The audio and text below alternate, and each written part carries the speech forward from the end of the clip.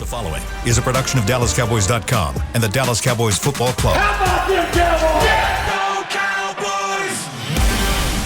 This is the Players Lounge, broadcasting live from Dallas Cowboys World Headquarters at the Star. Now your hosts, Barry Church, Danny McCray, and Newy Scruggs. Here we are on a Monday. Hello, everybody. Monday morning, new time here for the rest of the non-football season. Here on the Players Lounge, we have two former players, two former Dallas Cowboys safeties, Barry Church over here, Danny McCray over here. Sir, I am merely Newy Scruggs. It's still football season, so we just ain't enough. But yeah. At least we got an early slot. We got early slot time, man. 10 o'clock. It's still the football season. We just ain't a part of it. We just ain't a part of it. Since there's no Cowboy season to talk about on a daily basis, we are now going weekly, and Mondays 10 a.m. is our time slot. Lots to get into. Jerry Jones had a bunch of comments. We'll dive into that later on because Jerry's unhappy and he voiced it on Friday. He should be. Being unhappy is one thing, doing something's another. We'll get into that.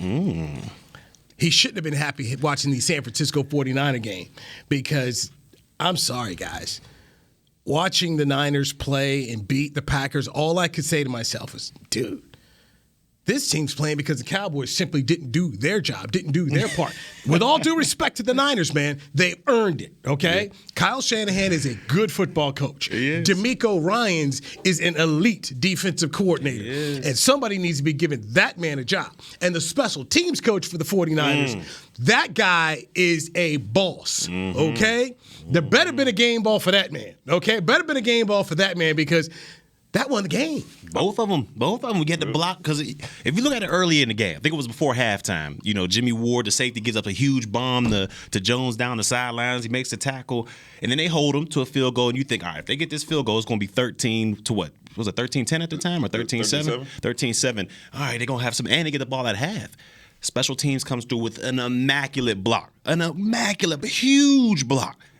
Fast forward a little bit later. I'm sure we'll dive into the intricacies a little bit, but I'm gonna fast forward a little bit to the last the block punt by number 94. This is why you gotta have a long snapper with at least some bricks in his pocket. LP wouldn't have let that happen. All right, LP wouldn't. He ran straight through this, and there was no resistance. My man just walked him right back, put his glove up there, made a hell of a block punt, recovered by the rookie, changed the whole game. Special teams came down this whole weekend. Special teams really changed the entire game in special teams. It's crazy. Look, listen, and you know I love it. I love it. Dudes out there blocking field goals and punts. Special teams is a part of the game, right? You have to make sure you put the correct resources to your special teams players so you can get into those situations and win games. Look at the Cincinnati game.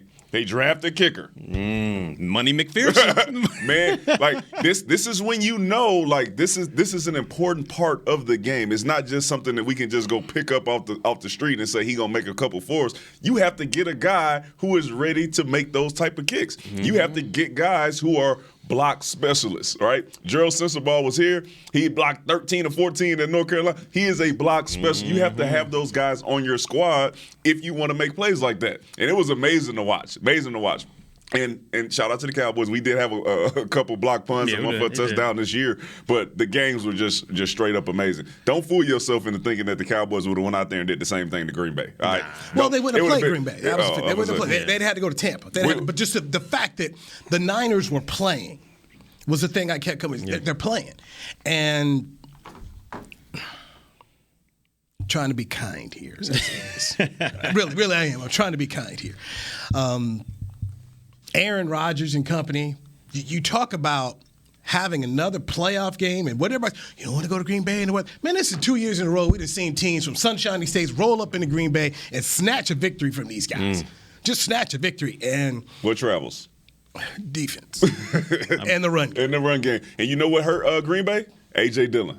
A.J. Dillon goes out there, and the first drive, he lets them know, listen, I'm finna punish y'all. And then he gets like a chest injury or something, then everything changes. If you cannot run the ball, you're going to get in trouble against teams like San Francisco, who can run the ball, who can play defense. I seen big Trent Williams in motion coming around the edge. The boy's athletic, ain't he? I'm just saying, you talk about being creative in the run game. This is what we talk about for the Cowboys. Be creative in the run game. You put your offensive lineman at fullback, man, hey, take a page out of Shanahan book, all right? Make sure next year, if you having the same type of issues that you had this season, I want to see, McGovern, whoever it is, on it, come in motion. I'm going to tell you the difference in all these games. Right. And it boiled down to this one factor. And I wish we had this factor when we played the 49ers. But it came down to the trenches.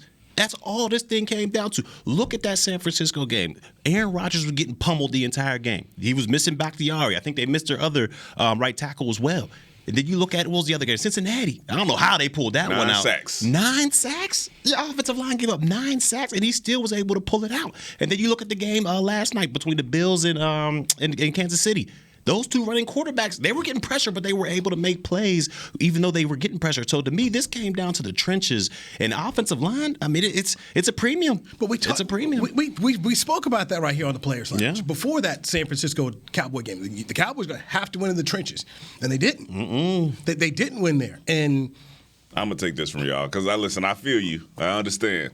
The bigger difference in what we saw from us and what we saw this weekend was quarterbacks making big-time throws in big-time situations. In almost every single one of those games that we watched this weekend, there was a big-time throw in a pressure situation from the quarterback of that team. No matter if you got Joe Burrow getting sacked 9 times, no matter if you got Jimmy G making a throw to Kittle where he has to make a one-hand catch over the top, there is consistently a quarterback coming out and making a big time play when his team needs it. Yeah, well, I mean, I'm no shots at Dak. I'm just saying when we needed that type of stuff to happen, it wasn't happening. And you watch as you get further into the playoffs, these quarterbacks that are playing, they are out here making those types of plays. I mean, look at L.A. Look at L.A. and Tampa Bay. It came down. I mean, I for sure am on Matt Stafford every single. Oh, he ain't like that. He ain't big time situation. He buckles all that other stuff. And look what happened. 0 pressure. The man threw a dime to Cooper Kupp. Something that Jimmy G couldn't do when they were in the Super Bowl. He had an opportunity. So you're right. I think it comes down to offensive linemen and elite quarterback play. It comes out of both. Yeah. Oh, yeah. It comes out of both. But you piggyback on something that, in my this is just indisputable. We just know to get this far, you got to have a difference maker. Your quarterback has to be the difference maker. And we saw it. But at the same time, too, we saw Josh Allen doing his part, and a coaching mistake, in my opinion, is what cost them. And that goes back to Sean McDermott, who's not getting the heat that I believe he should. You should have kicked the ball off and made Kansas City bring it out and burn some clock. When you get the touchback, that means they burn no time off the clock.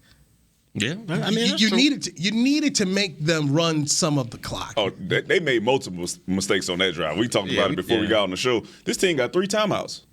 You out there guarding the sideline. Like, they can stop the clock 3 times. So you can't just let them run up the middle of the field because it's not going to take that extra time off the clock as we seen with Dallas. They can just time out and get another shot out there. Who's their DC? Leslie Frazier? Leslie Frazier. He needs to get some heat. Yeah, because this was supposed to be the number 1 defense coming into this game. You can't allow 42 points like that. Your head coach and your defensive coordinator, their defensive guy. Now look, and this is, by the way, you're right, but this is what happens. You got 2 quarterbacks who are slinging it. And when your quarterbacks are out here slinging it, and still, your quarterback for Buffalo, your quarterback did his job. Oh, without a doubt. Did his job. Without a doubt. You were in position. I thought they were about to win the game. 13 seconds. But we're going to do a touchback. Like, what? What? No, make it make sense. Yeah.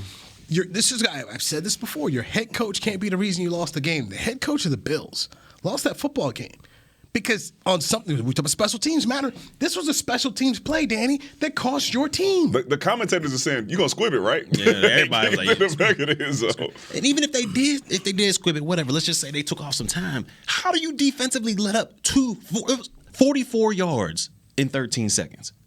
Just make a tackle. It's okay. 10 seconds. I mean, like, what are we doing? It's a different mindset. If you get the squib kick, they have to run it back, and then just what you're doing. Versus, all right, we got the ball at 25, and we got our time. Anyway, this is when what do you call it? Self-scout? What do you guys do after the season? Mm-hmm. The self-scout on this is going to be very interesting because who gets to the head coach to let him know this is what needs to happen? It's got to be the special teams Is coordinator. the special teams coach's how does that work? The special teams coach is the one who should be calling that play. Yes. Like the head coach really shouldn't even have any say in it. Okay. He either calling kick left, kick right, or squib kick. Hey, coach, why are you squibbing it? We got to run some time off the clock. It's simply at that. And then your defensive coordinator, you know what's going on with the players at that point. If you're calling a play where they're guarding the sideline, your players in their mind are saying, all we got to do is make the tackle. Like it's in their mind already versus, we got to play actual defense. So you can see why they not hurry up and trying to make the tackle, because in their mind, they just like, all we got to do is stop them from getting out of bounds. So you got guys out there who don't know how many timeouts they got because of the play call that you have on defense. And you could see it. It was lackadaisical. Like they were playing sideline. They were playing what was it called back when we played? It was sideline. I think it was just sideline. And you have a guy, 5 yard or at the 5 yard mark, 15-yard mark, and I think 30-yard mark, and they're all perimetering the sidelines. But like you said, they had 2 or 3 timeouts at the time. So why are you trying to defend the sideline when they can stop the clock and get a lot of yards up the middle? Exactly what they did. And to me, it's just remarkable that their best 2 players, Hill and Kelsey. How do you not have somebody on those 2? Those are the best 2 players on that team. And what happened? Hill catches the big chunk play in the middle, gains probably about extra 20 yards after the catch, and then you give Kelsey, arguably the best tight end in the National Football League. You give him a free release. You don't even put hands on him. A free release, middle of the field, he kicks it for another 20 yards. They're in field goal range. Mistakes were made. It's just, it's mind-blowing. It's funny how them other teams can get those players the ball. Ain't that something, man? Kelsey get the ball, Kittle get the ball. I mean, Hill get the ball. Yeah. Cooper Kupp getting the ball. Speaking of, I would like to see Jamar Chase and Tyreek Hill race, because those 2 dudes have a different type. They have a different, when they catch the ball, it's like everybody else is running in space and running in place. I'm just like, are you serious? I had no idea Chase had the gas. Like, I know he was fast. No. I had no. This dude got gas. I mean, for me, and you already know it because you're LSU guy. As good as Jefferson was his rookie year and the way he was balling, I was like, he was like the number 2 dude.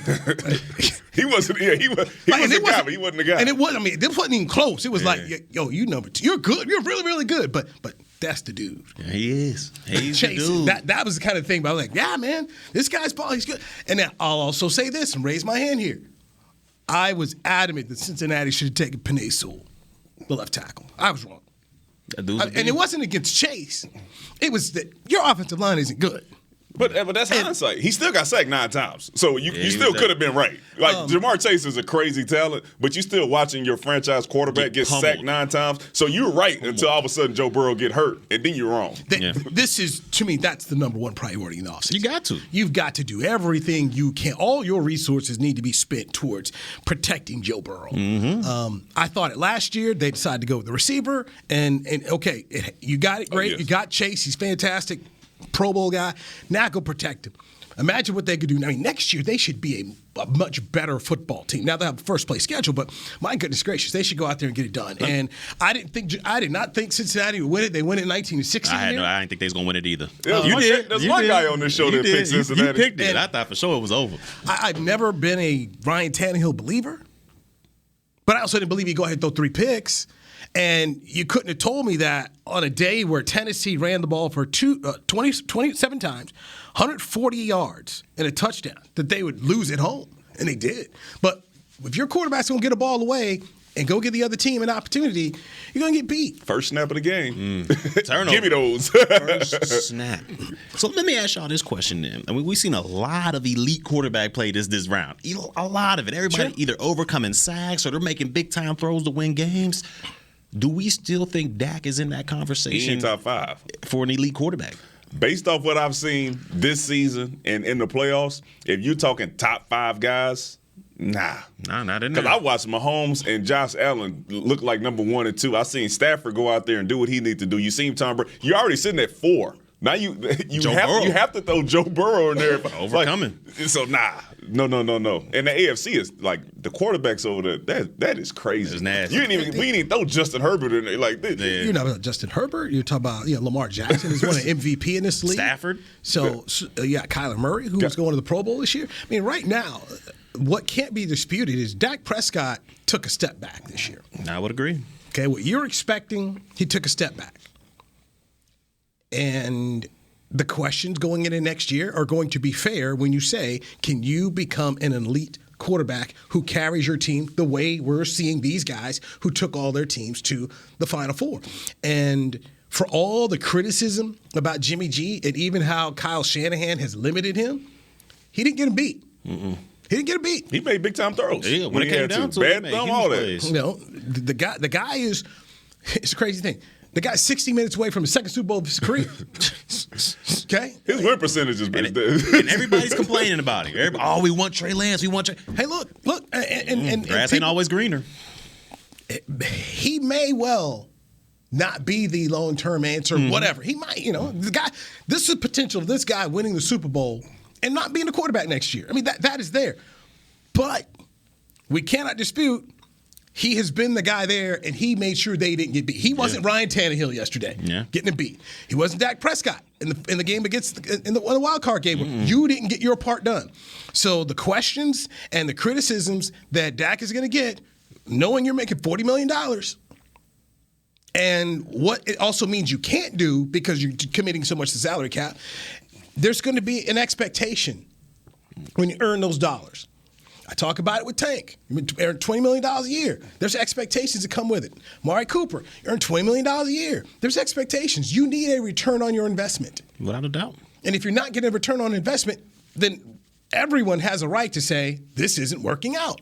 There is a problem. What's going on? When do you do your part? That's not us jumping on him. That's not us picking on him. That's just being real and telling it like it is. Because when you make that type of bread, when you make that type of money, you're supposed to overcome things. I mean, look at bro. He was in there, and his offensive line played terrible, 9 sacks, but he was able to overcome that. You talk about Jimmy G throwing those picks, but when it came down to nut cutting time, he was able to overcome that. Even Brady, I know he's the GOAT. He's down 27-3. He's able to overcome that. And when you're making those type of bills, that's what's expected of you. And so when you look at Dak Prescott and his offense and his team in general, there's really not a lot of excuses. You got a triple threat at receiver that's unbelievable. Your offensive line ain't what it used to be, but it ain't like the Cincinnati Bengals out there. And you got a running game that, I wish we'd use it every now and then, but we don't. And there's not really. The defense is solid, taking the football away. There's really no excuses, especially when you're making that type of bread. You're supposed to overcome things like that, and he wasn't able to do that this year. That's what franchise means. When you say the word franchise, that's what you're expecting. Yeah. You've got, you just look at the Cowboys. You got a first-round receiver in Amari Cooper, a first-round receiver in CeeDee Lamb, a first-round left tackle in Tyron Smith. You got a first-round guard in Zach Martin. You got a first-round running back in Ezekiel. Does anybody else have that that's playing right now? And they all look better than we did. Yeah. They all look better than we did. Like way for the guys that you listed. Like, we're gonna continue to say this. When you look at those other teams around the league and you say the weapons that they have, I am not putting our weapons above any of those teams pretty much from yesterday. Or maybe Tampa because they missing some guys and Antonio Brown's no longer there and Godwin. But other than that, I'm saying I'm going back to T. Higgins and Jamar Chase. All of a sudden, I'm like, man, I don't know, CD and whatever. I don't know. You looking at Ayuk and you looking at Debo and you like, man, I don't know. Debo is the guy. So we got to find a way to make sure that these guys who we're saying have this potential, that we're using them to maximize that potential. Now, you bring up a point that Jerry Jones talked about. He basically told 105.3 The Fan, I didn't watch us waste some careers here. Why watch us waste some seasons and waste some talent? And that comes to me, the whole play calling deal comes into it. Give Sean McVay all the credit in the world. I have a quarterback who won't allow me to do all the things I need to do. I need to go get a quarterback. I want Matt Stafford.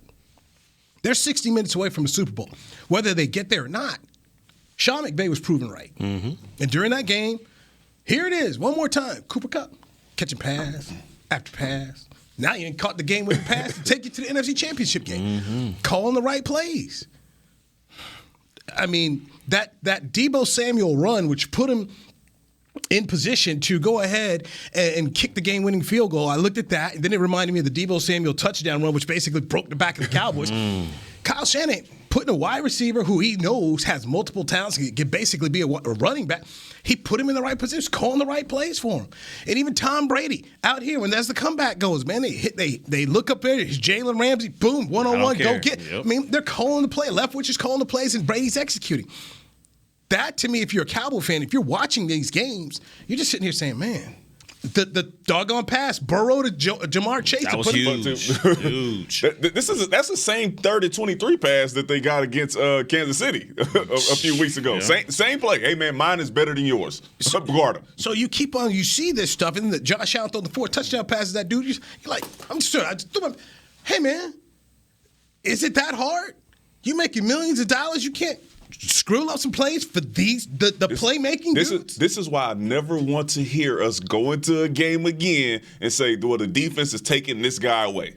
It's not a thing. Mm-hmm. It's not. If you are a good enough offensive coordinator, you are going to find a way to get these dudes the ball. I don't want to hear nothing about double team. Cooper Kupp, Chase, Triple Crown, most catches, most receivers, most of all that. And you telling me this dude is out here catching all these passes because what? He double team?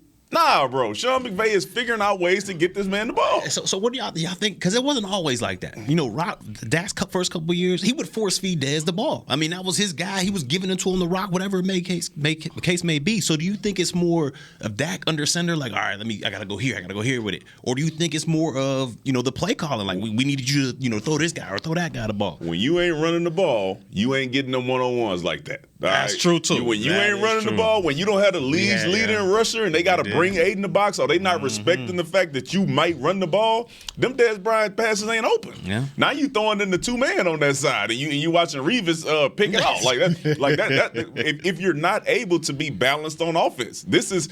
We could keep saying it and laughing and joking like, hey, you got to run the ball, bro. These defensive coordinators are going to feast on you if they know that you are not running the rock. So yeah, it's kill them more. I don't know. You got to figure something out. You got to figure something out. So you're unhappy with the play calling and what happened, how the season ended. Cowboy fans are not happy. The man who writes the checks is not happy, and that is Jerry Jones. Let's hear what Jerry had to say Friday about the Cowboys, and he's not happy. We'll dive into that next on the Players Lounge. Barry Church, Danny McCray, Newey Scruggs. It's DallasCowboys.com radio. At Smoothie King, we are blending goodness to fuel your greatness. Every blend is crafted to help you achieve your health and fitness goals. Smoothie King uses only whole fruits and organic veggies. You'll never find sugary syrups or artificial flavors, colors, or preservatives. And unlike some other smoothie places, there are 0 grams of added sugar in many of our blends. Smoothie King is proud to be the official smoothie of the Dallas Cowboys. Place your order in the app or online for pickup or delivery. Smoothie King, rule the day. It's game day. You know what that means. First, kebab prep. Steak, pepper, onion, steak, pepper, onion. Next, a counterclockwise lap around the room. Now the lucky grease-stained jersey goes on. And lastly, the dance. You know the one. This is a game day ritual no matter where you are.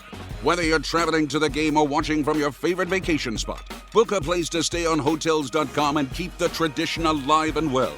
Hotels.com, proud partner of the Dallas Cowboys. Nobody protects you from mayhem like Allstate. I'm a broken traffic light. Stop and go is the name of my game. It's easy. You go, they go. What was it? They go, you go? And if you have the wrong car insurance, these repair costs could stop you in your tracks.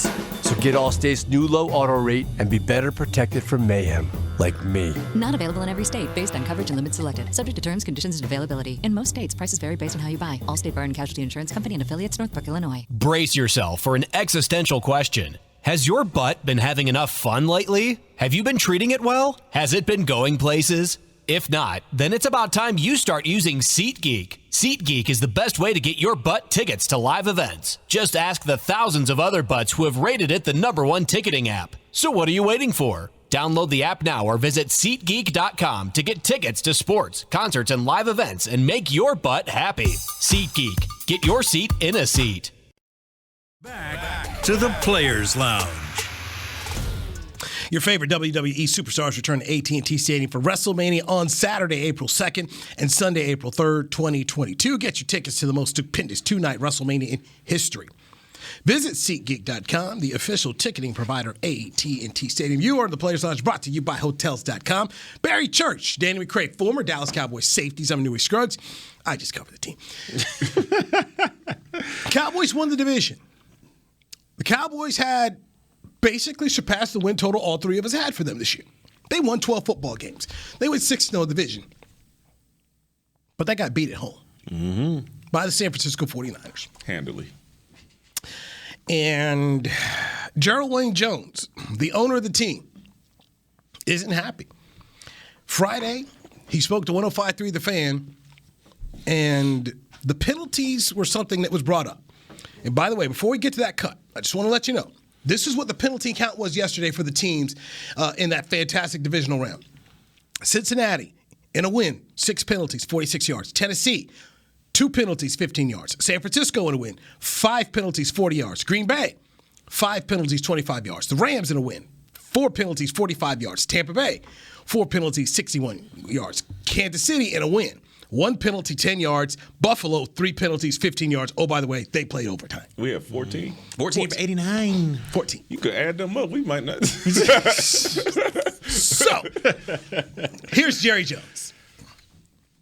I'm not going to get into any conversations that I've had with anybody relative to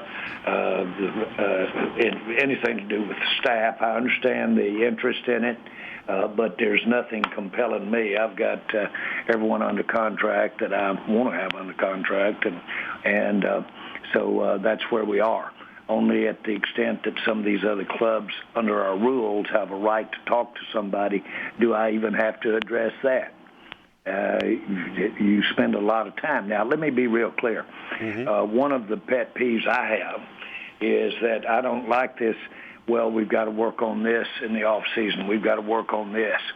I don't go for that. I've been trying to push that. I want those things recognized and addressed after we play Tampa, after the first game, or after we play the 6th game. I don't want to wait until we're sitting here with no season left to address these things we're doing or not doing. And so all of that's in the mix here and a part of what I do. But that's the way I do. As you know, the ultimate decision on these coaches or in anywhere around here is one that I have to make. And so the guy that you got to be, not got to be, you don't have to, that you're the toughest on, should be the one in the mirror.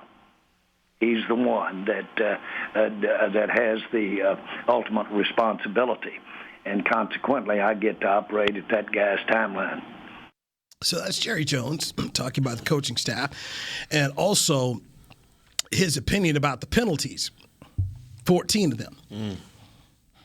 Mike McCarthy said in his press conference, that's the number one thing they got to work on the offseason. They're going to work on these penalties. Fix it. That's it. What about your offense? Yeah, O-line, our penalties all season. They ain't going to be back till April. Better April, man. You better find out how to get your offense rolling and how to use your players that you're paying $20, $30 million. That's your number one thing. You ain't going to see these dudes until OTAs, and you ain't even going to be in team activity. So you telling me the number one thing you're going to work on is penalties in May? They better work on who's the coordinator.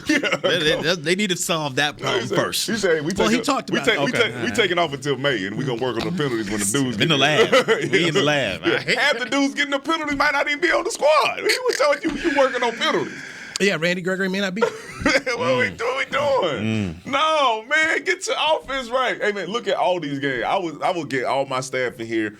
We got to watch all these games. And we need to see what's working and what's not and why we couldn't figure out a way to use our weapons the way these dudes are using their weapons. Yeah. I just have a thing in my mind when I'm seeing this dude, Trent Williams, come in motion, and it seems simple. It's creative as hell, right? To figure out a way to get your offense. It's just using your guys to do what they do best. He is a great pulling guy. He can lead a caravan. We said the same thing about Lael Collins. Why he ain't pulling more? They found out a way to get this dude in motion. He putting all type of people on their back. Set them down. Set them down. Set them down. Don't make no sense. I get out there and watch it, and figure out what the hell I'm gonna do next season. Jerry got all rights to be pissed, and it seems like he is. I mean, he's short with all these radio interviews and everything, but he has all right to be because he brought that guy McCarthy in, who me and Newey both was on the Kool-Aid the first season. This second season going around, I started getting on it as well, but A+. He got all right to be upset because this is what McCarthy was brought here to do. He was brought here to get this team over the hump. He's a Super Bowl winning coach. He's been to the highest peaks of the mountain. He should be that guy. He's been in the lab. I'm getting his offense right. We're going to get right. 2 seasons, 2 very disappointing seasons. You got, a team that's very undisciplined right now. They were the most penalized team in all of football. Came back and bit us in the butt in the worst type of situation. Right. And then you look at it, it's just, there's no excuses. You had the number 1 offense. Your defense was taking the football away better than anybody in the playoffs, anybody in the regular season. Yeah. And then the number 1 offense thing, though, yes. It's context. Rick Gosselin did an excellent breakdown. Yeah. Talking about the numbers for the Cowboys, this offense. It's like you're averaging 40 points a game against the NFC East and 26 against everybody else. So while you were 6-0 against the East, you basically, it's almost like Oklahoma, okay? You should have been beating on everybody in the Big 12. Now here comes the college football playoff, and you can't do nothing with the SEC. Well, don't even count 2 of them games. You don't count the Washington 50-point game. And don't count the last Philly game when our starters played and theirs didn't. All right, so you just minus those. So you put up 50. That's going to continue to raise you up the rankings. I'm just like you said, 26 against who was that? The Chargers, the Vikings, Denver, Atlanta. Think about what our offense looked like. Arizona. Think about what our offense looked like in some of those games. But even minus all that, and you're 1-5 against playoff teams. Minus all that, your offense was still good enough to win you games absolutely. out there. Oh, absolutely. Still good enough to win you games out there. You had enough weapons to get it. And what did it come down to? Mismanagement of time, being undisciplined out there, penalties causing your team to punt the ball or extending other people's drives. And to me, that falls on the head coach. Yes. You got to make sure that your team is disciplined. You got to make sure you put them in the right position to win football games. You had 14 seconds. We seen what Kansas City was able to do with 13. Now, they had timeouts and all that. I'll give them that. But with 14, you got to be able to make up a game plan to get your players in the right position. And he wasn't able to do that. A lot of this year, he wasn't able to do that. We saw a lot of controversial special teams calls, 4th and whatever. We're going to fake punt it. We're going to do this, that, and the third. So to me, a lot of that has to fall on McCarthy, and I can see why Jerry Jones is pissed off. This is what happens when you ain't calling plays, all right? Because now everything falls on you. You can't even be like, well, at least the offense rolling. Like, I just need to figure out a way to get everything else rolling. It's like, nah, you managing everything at this point. If you're not calling offensive plays and you don't have your mind on having to figure out what the defense is doing and all this stuff, then you should damn well be able to say, hey, man, look, this is how we're going to do special teams, or this is how we're going to do on defense, or this is how we're going to call timeouts. You got to have time to do that. So Jerry Jones also was asked about guys under contract, because you're assuming, you look at the cap situation, they're probably going to have to let some folks go, or at least reduce some salaries. Amari Cooper on the books next year, $20 million. Tank on the books next year, $20 million. So here's Jerry Jones on 105.3 The Fan talking about Amari Cooper.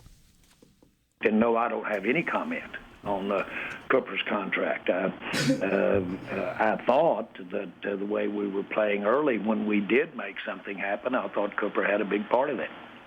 And I'm not being trite. But how he fits in, he should take half the field with him when he runs around. Not half, that's an exaggeration, of course, but a whole bunch of that defense ought to have to honor Cooper. Jerry, he ought to be able to catch it in the middle of when they're going with it. He's one of those kind of receivers, that's for sure. Before we let you go, Jerry. Others do. You throw to people that are covered all the time in the NFL. You have to. Most people don't have the numbers of the receivers we've had. Okay. So he knows. Cooper, listen to the Players Lounge. That did cross my mind when I listened to it. Cooper only 2 100-yard games this year. He played 15 of them. 68 catches on 104 targets, 808 yards. The 8 touchdowns that Cooper hauled in did lead the Cowboys in that particular category. Don't forget, he didn't get stabbed up either. He missed a couple games. Don't think that's flying by the wayside in that mind of my man Jared. Please don't. So you can get out of the contract this year. Okay, the money's been paid. The guarantees have been paid. Do $20 million next year. And right now, there's 3 guys that, if you're the Cowboys, you got to look at their contracts and ask, okay, do we pay this? 1, Amari Cooper, because you can get out of it. It's not going to kill you. Tank Lawrence. And do you want to bring Randy Gregory? For all the talk that we've had on this show about Randy Gregory, that's 6 sacks. 6 sacks. 6. That's him. And if you look at it, who's those undisciplined penalties on? Randy Gregory went out there. He was tackling guys. The ball carrier over there somewhere. He tackling this guy. That was a 3rd down. Caused a 1st down. So you got to weigh these factors. I spoke before about, franchise. No. I'm not saying franchise 6 sacks. No. And what's the tag now for a DN? It got to be like, what, 18? It's at least 18. Yeah, it's at least that. But I was watching Melvin Ingram out there killing it for the Chiefs. Way less. The year you brought in Robert Quinn. Guy had a heck of a year. Bottom of that list for me is Amari Cooper, and not because he can't play. One, for as much as I get on Tyron Smith for being injured and not available, we find out every year that something's going on with Amari Cooper. Every year there's a reason for why and something that he's fighting through to be able to stay on the field. Nothing against him. People get injured. Yeah. But it's the same reason. It's the same thing this year. We're going through the same thing this year. You know, so if you're going to continue to do this for a guy you paying $20 million and, he also got 808 yards? No, man. No. Yeah, like I understand the price tag is huge. 20 mils is huge. But then you look at it, what are we going to do outside of him? Like, do you think CeeDee Lamb can be that number 1 bona fide without any help? Like, do you get CeeDee Lamb and then you maybe sign back a Ced Wilson and a Michael Gallup who's coming back from an ACL? Like, do you think that receiver trio could do it? If I got $20 million that I'm saving from Amari, then I can go spend 15, 16, maybe another 20 on somebody who's top notch. I don't know who's going to be out there. I don't know who's going to be out there, what trades you can make, but I'm like listening to all that. I'm trying to figure out how I can get the guy that Jerry is talking about. They throw the guys who cover it all the time, and these dudes are making catches. He's looking for that type of guy. Is Amari Cooper that guy to you? I don't know if he's elite, but it's like to get another elite guy in here, you're going to have to spend at least 20. And I just don't know who out there we can. That's what I'm saying. We already paying 20 for somebody who you said ain't elite. I give that 20 to somebody else. But I also don't think CD can go out here by himself. No, and be that guy like Devontae Adams. I don't think he can go out here and be a Devontae Adams. Not yet in his career. I don't know what we're gonna get from Gallup and Ced Wilson. He's a gadget guy, but that you still got to address it. No, you still got to address it. I'm not saying like let CeeDee Lamb be the only guy. I'm saying, but if you can save 20 and figure out somewhere else to go allocate that. If this is the same type of production we're gonna get from Amari, it's not a $20 million a year production. It's not. It's 808 yards. Yeah. It's 800 yards in 17 games. It's a 17-game season now, so everybody should be padding stats. For you, it's 808 yards, under 1,000. Yeah. So looking at their 2022 base salaries for next year, Dak's at $20 million. Demarcus Lawrence is at $19. Amari Cooper's at $20 million. Zach Martin is at $11.8 million. Zeke is at $12.4 million. Tyron Smith is at $13 million. Lel Collins is at $10. Can you get out of that Ty Smith? Or has he still got some guaranteed in there? No, he's still got – they've pushed his contract out. Okay. Cooper's contract – and this was a very deliberate thing by the team. They didn't extend his contract out. You stay right here. Yeah. Because they clearly had in their minds, if we're going to reduce, we can go right here to Cooper. And if CeeDee Lamb becomes the player we expect him to be, we've got a number 1. Mm-hmm. So we can let a 1 go and still have a 1. So how much was Tyron's? Tyron was 13.5. That's his base. That's his base for this year. You got to reduce that. Dang. You got to let that go. He's not healthy. Yeah, you going to pay $13 million for a dude. You going to pay him anyways. Yeah. So, but if he's not one of those guys who you could depend on to be on the field, then it's not helping you anyway. Here's your dead cap hit on Tyron. And this is something you just got to think about all the way here. Your dead cap hit is $12 million. So you're going to, if you do that, then you're going 6 and 6, 10 take $6 million this year and then go into next year and do it that way. And then in 2023, when he's 30 years old, your cap hit is Man, ain't even 30 yet. $8 million. So he was 20 when he got it. Damn. He was 20 when he got it. I was a third year of the league or second year of the league when he got in here. He'll be 32 years old this season coming up. So 32. Oh, 32. All right. So just this is what you have to also kind of take into account is if you cut particular player A, what's the cap hit and where does it hurt you? Yeah. And with Cooper, because you didn't do, because the more you keep pushing the money out the way they have for Tyron and the way that's where you get into trouble when you want to end up cutting them. Mm-hmm. You don't have that issue with Cooper at all. But your dead cap hit for Cooper for 2022 is only $6 million. So you can do 3 this year and 3 next year. But for Tyron, like you said, if you release him and his dead cap is whatever 6, you're still saving 7. Yeah, but I'm just saying it's 12 million. So you do 6 this year and you do they'll spread it. But you'll save 7 because he was gonna make 13. Yeah. Right for the 1 year. For the year. Yeah. Which I mean. Man, you better see what you got to steal. It's gonna be a real one after that. So, but when you just look in terms of saving money for next year, the $20 million from Cooper is going to be very appealing. The 19 from Demarcus Lawrence is also going to be very appealing. I don't think you can touch D-Law. Yes, you can. Yes, you can. I don't think you can, because if you look at it, he's the only guy outside of Parsons on that defensive line that's been kind of consistent. At least when you're talking about getting pressure and taking the ball away. How many games he played?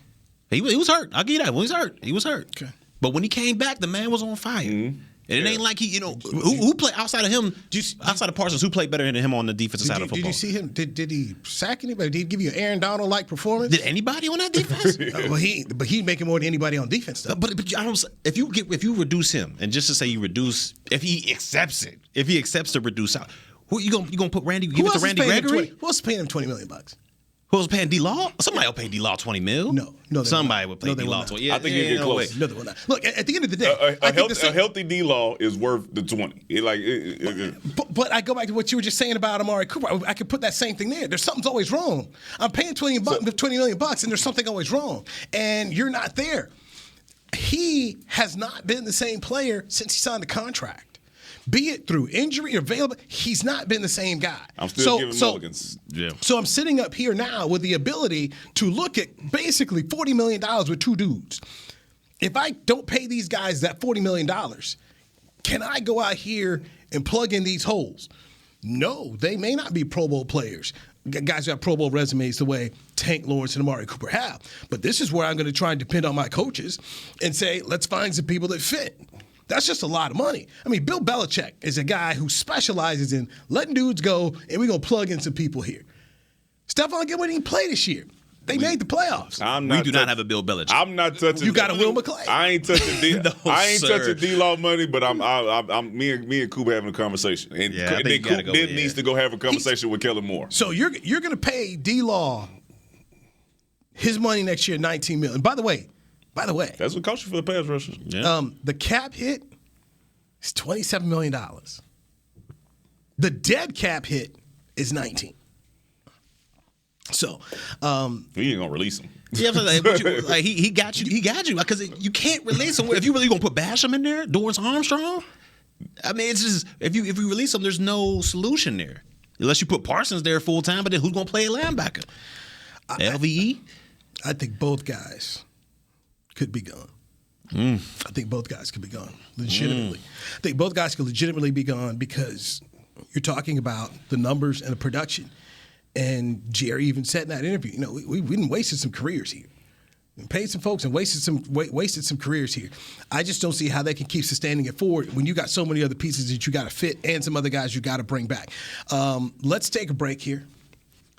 Some news over the weekend from NFL Network concerning Sean Payton and why it can affect the Cowboys. We'll dive into that next on the Players Lounge, brought to you by Hotels.com on DallasCowboys.com radio. Nobody protects you from mayhem like Allstate. I'm a broken traffic light. Stop and go is the name of my game. It's easy. You go, they go. Or was it they go, you go? And if you have the wrong car insurance, these repair costs could stop you in your tracks. So get Allstate's new low auto rate and be better protected from mayhem. Like me. Not available in every state based on coverage and limits selected. Subject to terms, conditions, and availability. In most states, prices vary based on how you buy. Allstate Bar and Casualty Insurance Company and affiliates, Northbrook, Illinois. It's game day. You know what that means. First, kebab prep. Steak, pepper, onion, steak, pepper, onion. Next, a counterclockwise lap around the room. Now the lucky grease-stained jersey goes on. And lastly, the dance. You know the one. This is a game day ritual no matter where you are. Whether you're traveling to the game or watching from your favorite vacation spot, book a place to stay on Hotels.com and keep the tradition alive and well. Hotels.com, proud partner of the Dallas Cowboys. At Smoothie King, we are blending goodness to fuel your greatness. Every blend is crafted to help you achieve your health and fitness goals. Smoothie King uses only whole fruits and organic veggies. You'll never find sugary syrups or artificial flavors, colors, or preservatives. And unlike some other smoothie places, there are 0 grams of added sugar in many of our blends. Smoothie King is proud to be the official smoothie of the Dallas Cowboys. Place your order in the app or online for pickup or delivery. Smoothie King, rule the day. At AT&T, everyone, new and existing customers, get our best deals on every smartphone. Why? Because you deserve it. For turning your living room into your office and your gym. For teaching Grandma how to video call and teaching her again. It's the button on your left, Nana. Okay, your other left. It's not complicated. Everyone deserves something new. So AT&T is giving everyone, new and existing customers, our best deals with every unlimited plan on every smartphone, even the latest ones. AT&T may temporarily slow data speeds if the network is busy. Restrictions and exceptions may apply. Back to the Players Lounge. Dewey Scruggs, Barry Church, Danny McCray. We are the Players Lounge. All right. I added it up. It is $2.85 million for the 7 games that D-Law played this year. 2.8, you said? 2.8. There's got to be a reduction in salary. He broke his foot. I mean, Right. But there's going to be a reduction in salary. Cooper, this is what right now. There's a reduction in salary for Tank Lawrence. Cooper is most likely not here because you've got to fill holes on your football team. And Randy Gregory will not be franchised. That's what I'm going with. This the same Tank that told him to pay me my money? Yeah. No, baby. I don't know. That's going to be a discussion they have to have. But if I'm looking at my defense, I'm saying I think that we have a chance to have a damn good defense if we can keep some of the correct pieces in place. And I think D-Law is one of those pieces. When you look at some of these teams who have a fearsome defensive line, I don't think you want to go backwards in losing a Tank and possibly a Randy. 6 sacks or not, you see guys who have gotten better this season. And I don't think you want to take a step back and be like, what are we going to do with our defensive line? Because that is a huge part of you being able to get interceptions and turnovers by having those type of guys. To me, D-Law, I think, I don't think they touch his bread. But when you talk about Coop and Gregory, Coop, I would if we had. I just think it's I get nervous because I don't know what we're gonna do if he's gone. Let's just say he's gone next year.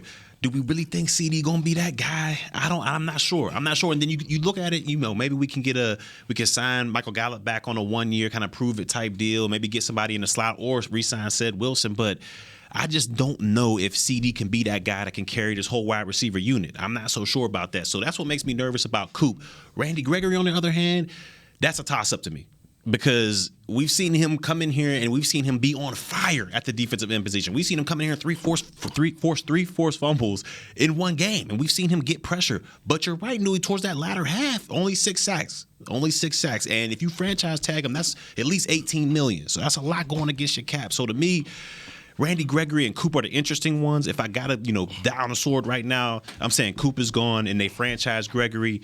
But that's a slippery slope, man. Let me add on because what we didn't talk about is what Jerry Jones actually said about Amari Cooper. What he said was Amari Cooper should be taking half the field. Like defenses should be having to plan for this guy, which means what he's seeing on tape is defenses aren't having to do that. Like they do not fear the guy who we are calling our number 1 receiver. So he's also saying, I don't see the production. Outside of what Kellen Moore is, he's saying, I don't see the fear factor from other defensive coordinators that I think we should for a guy I'm paying $20 million. He should be taking half of the defense is what he said. Mm-hmm. He's not seeing it. And Jerry Jones is watching film. Return on investments, what he's talking about here. And that's legitimate.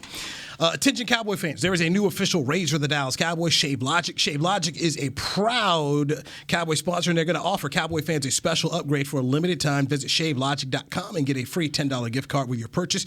Go to shavelogic.com now. So here's something you got to also talk about as we're talking about personnel. Who can be coordinators?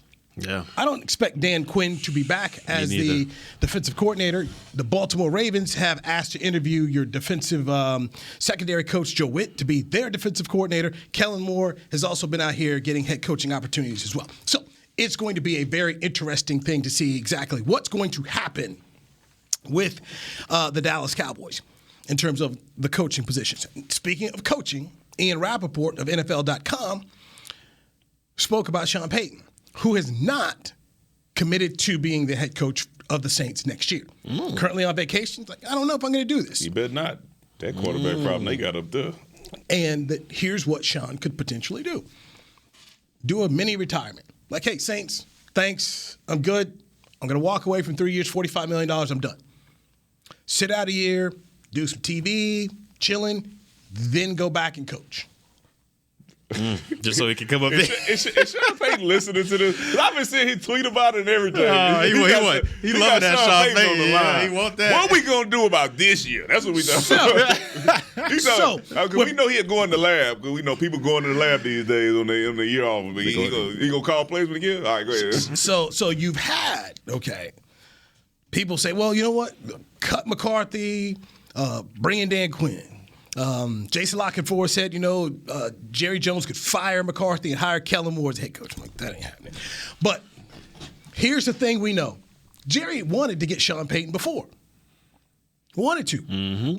1 year tried to pursue him, couldn't do it, and he brought back Jason Garrett. So he's looked into this before. Sean Payton has also had eyes for the Cowboys through back channels, okay? So at what point in time do you just go ahead and do this? Jerry's 79 years old, okay? He ain't waiting a year. Okay, you're 79 years old. So instead of the Saints getting nothing for Sean Payton and Sean Payton just retiring, bird dogging, why don't you just go ahead and offer these people a first-round pick? Hey, man, look, here's our first-round pick. Give us this coach. Sean, come on down here. Here's our team. Please fix it. Fix this house. What was some of those shows that you see? We must protect this house. Fix the house or restoration, whatever. So you saying Kellen Moore's gone then? That's what he's trying to say. I think it's an easy fix in this house. I think there are some pieces that you need to get on the offensive line, and I think you have a issue with your offensive coordinator at this point. You're either going to make sure that he runs the type of stuff that will get you a return on investment and make this team be more balanced, or you let your head coach be the play caller. It seems a little simple to me. Maybe it's too simple, but that's where I'm going. I'm not waiting for Sean Payton for a year, though. Yeah, I mean, you already heard Jerry talking about we wasting careers on. He ain't going to wait another year. But I told you to fix. Trade for him? Get him a little trade? Your first up? Yeah, I don't know. What was our first 24th pick? 24th. I need so you ain't going to get a top left tackle, though, at 24. Well, we looked at the mock draft, and they had a lot of decent offensive linemen who are supposed to be getting picked around when we're at. But what do we know? I mean, we saw what Sean Payton did this year. Okay, a hurricane and put you out of your spot. You got to come over here to Dallas-Fort Worth. You practicing at TCU. You practicing at Jerry World. Then you got to go play a game in Jacksonville. You play 4 quarterbacks. This team almost made the playoffs. This man knows how to coach. Yep, I give him that. If you get Sean Payton, you keeping Amari Cooper because Michael Thomas went out there and looked like a straight monster running slant routes. Okay, so this is a man who, to me, in my opinion, if I'm giving up a first round, you give it up for a difference maker. This is a man who can make a difference. This is also a man who, Jerry, you've lusted after from afar. Jerry's lusted after 2 dudes, Norv Turner and Sean Payton. And Dez Bryant, because he thought about him in the shower. I'm talking about coaches. Okay.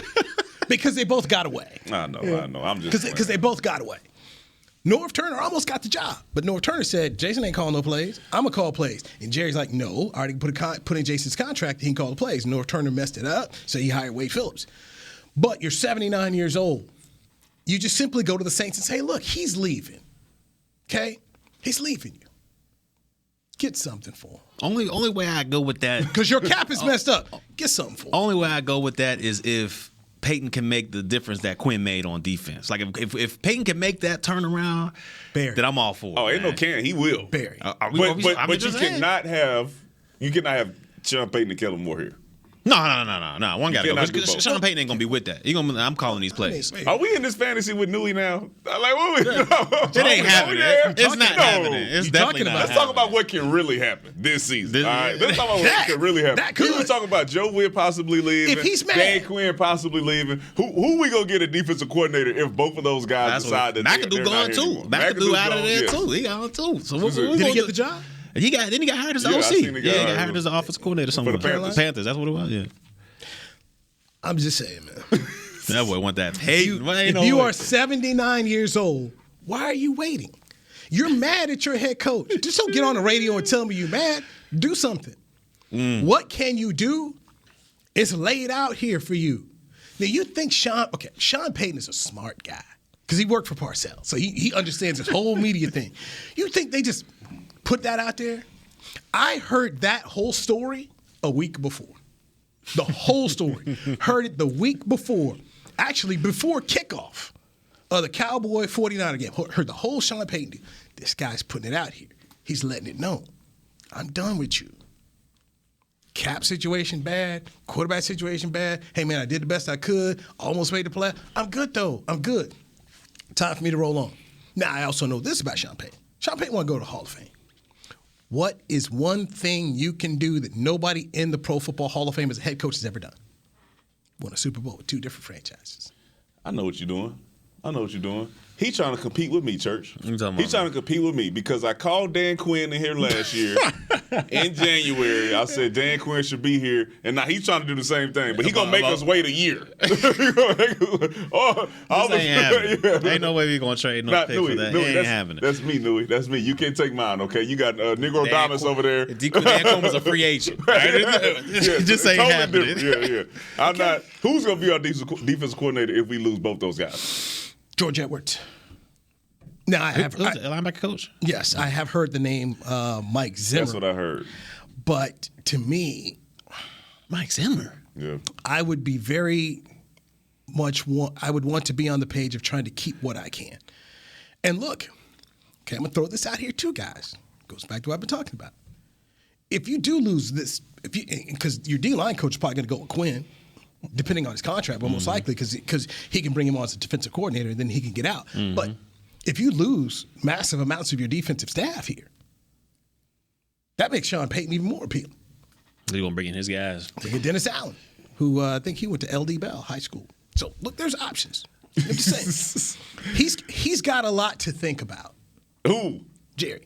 About Sean Payton? About the whole thing. I'm talking about your coaches who's leaving. Oh, yeah. Okay. You got a lot to think about. He ain't thinking about Sean Payton this year. you can count. He not thinking about Sean Payton. Maybe next year. Maybe next year. But McCarthy going to be back. Okay, I understand. McCarthy going to be back. It'd be just, this could end up just like my Super Bowl picks. You were dreaming about this last night. End up just like my Super Bowl picks. And all of a sudden, I made something in September. Next thing I know, it's hanging around. It's still hanging around here. He going to let McCarthy go down with the ship. It was. I picked the 49ers in Kansas City to make the Super Bowl.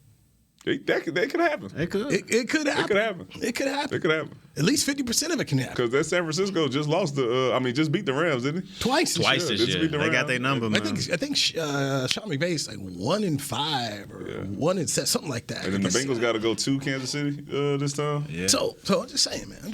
But obviously, the owner is upset. They got 21 free agents. You're not bringing back the same football team with 21 free agents. Especially defensively. And with 2 coordinators having multiple head coaching interviews. And now you've got one offensive assistant Ben McAdoo's gone. Possibly losing Joe Witt. You got some serious changes that are going to be happening for this football team, this organization. Okay, one last question. Okay. So do you feel differently now? Because I looked over there last week and I said, Jerry mean business this time. He upset. He not playing with these dudes because he said this is the most talent that he's seen and this is probably the most disappointed that he's going to be if we don't make a deep run into the playoff, possibly Super Bowl. The way he sounds now, do you feel any differently about him actually being for real about making some changes if it didn't go the way that he expected it to go? A part of me wonders what's theater in terms of, hey, I'm just going to tell everybody I'm mad here. Some coaches make any verse, because we can all say things. What do you mean and what are you going to do? And to me, if you really are upset, you got an option to actually fix your problem. There's an option that's out there. It's a matter of whether or not you, Jerry, the businessman, want to go make it work. So you do feel differently? You think he's serious? I think he'll have a serious. I believe there'll be a serious back conversation with Sean Payton, and then it's a matter of getting it towards Gail Benson of the Saints. Okay. Because if Sean Payton is going to quit, if he's going to quit, I'm the Saints. That's a big if, though. But if Sean Payton says I'm going to retire, if he says I'm going to retire, I'm just telling you right now. I go to Jerry. If I'm Jerry, I go, hey, look, before you get nothing, let me give you something. Big Newton, who we need to be the head coach here, man? Oh, you ain't gonna say nothing? You gonna come in the studio and not say nothing, Big Newton? You gotta give us something. Love y'all. Just want opinions that I can share with others. Go ahead on. I'm sorry. So who is it? Your mic's on now. Now you gotta say something now. The mic's on. I'm just gonna listen to these great minds and share these opinions in my next show. Big Newton, he ain't gonna give us nothing, Big Newton. So I just finished wrapping this up. He said Sean Payton's going to be the next head coach here this year. They said we should trade. He said we should trade our first round draft pick. Bring Payton in here and let him do work. What you think, man? You think it's possible? They're not going to give up any control personnel wise, so that would not work. Because Payton want that. He want that control. He has to have that. Yeah. Well, there you go. There you go. You heard it from the Hall of Fame himself. You heard it. Super Bowl champ. Yeah, it is. Was it 6-time Pro Bowl? You heard of him? Oh, Big Payton, shut that down. Bow, set him down. Sorry, Newey. He crushed him. I saw a tear. Get out the studio, Nate. I'm 79 years old. I'm running out of time. I'll give some concessions to get what I want. I don't know. Yeah, 11 o'clock. That's what I'm saying. Thank you, Nate. Thanks for bringing it in there, Nate.